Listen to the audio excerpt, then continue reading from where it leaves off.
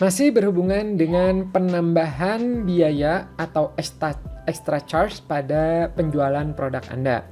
Seperti misalnya perlu penambahan biaya untuk ongkos kirim, untuk pajak, untuk boxing, dan sebagainya.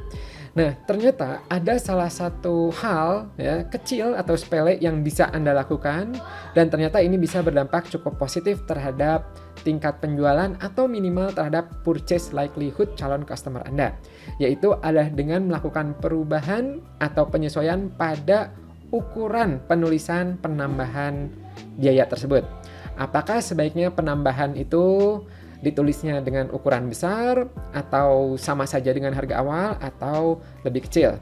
Nah, inilah yang dilakukan oleh peneliti ya, oleh Kim di tahun 2006 berkaitan dengan ukuran yang efektif untuk penambahan biaya. Jadi ceritanya beliau menjual produk seharga $68,99 ya, itu adalah harga basicnya ya, 68,99. Kemudian ditampilkanlah 3 produk. Ya, 3 harga yang berbeda. Yang pertama adalah digabungkan ya 81,75 including shipping. Yang kedua adalah yang B adalah 68,99 ya plus 12,76 ya for shipping. Ini ukurannya adalah sama ya, sama-sama besar nih. Dan yang ketiga adalah 68,99 kemudian plus 12,76 ya for shipping ya. Tapi ini ditulisnya kecil ya. Nah, ternyata ya kita lihat dulu ya, sebelum kita lihat hasilnya, kalau kita bandingkan dengan penelitian sebelumnya, itu kan kebayangnya yang A ini akan paling rendah purchase likelihood-nya, ya, sementara ini akan meningkat lebih tinggi. Tapi apakah demikian? Kita coba lihat, ternyata hasil penelitiannya menunjukkan tidak demikian, ya. Ternyata kita lihat di sini ya, untuk yang A, yang total, ya, dibandingkan yang B, ya, meskipun ini dipisah di partition, ternyata yang A lebih unggul, ya gitu.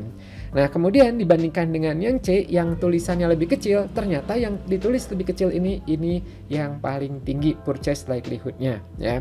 Nah, kemudian peneliti ini menggali tahu ya kenapa kok yang dipisah ini ternyata lebih rendah dibandingkan yang digabung. Padahal kan kalau dari penelitian sebelumnya dipisah itu harusnya lebih meningkat. Nah, ternyata ada 2 penyebabnya. Yang pertama adalah karena ongkos kirimnya dianggap cukup mahal, bisa ya seperti yang di video sebelumnya. Atau yang kedua itu disebabkan karena beberapa respondensnya itu melihat harga ini menjadi harga yang cukup mahal juga karena bersebelahan dengan harga produknya itu ya ini. Jadi saingan lah harganya itu. Beda dengan yang kecil ini ya, yang kecil ini itu dianggapnya adalah biaya ekstra yang kecil juga ya dibandingkan dari harga produknya.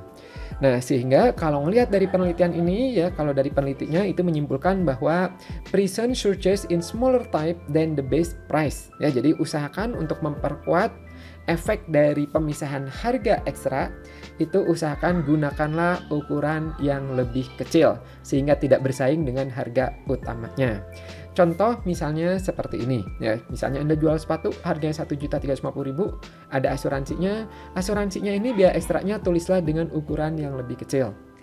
Kemudian misalnya Anda jual baju misalnya 250.000 ya, kemudian Anda memerlukan biaya ekstra untuk boxingnya ya, maka tulislah dengan ukuran yang lebih kecil. Begitu juga ketika Anda menjual minum ya, misalnya kopi 25.000 ya plus ongkos kirim misalnya, tulislah dengan harga yang lebih kecil. Oke, sampai sini dulu videonya. Semoga bermanfaat, menambah wawasan Anda, dan semoga ini bisa Anda ingat dan Anda aplikasikan ketika Anda memerlukan informasi ini. Ya, jadi ketika Anda mau jual, wah ini ada biaya ekstranya, tulislah dengan harga terpisah dan ukurannya lebih kecil. Sampai jumpa di video berikutnya, sukses selalu dan bye-bye.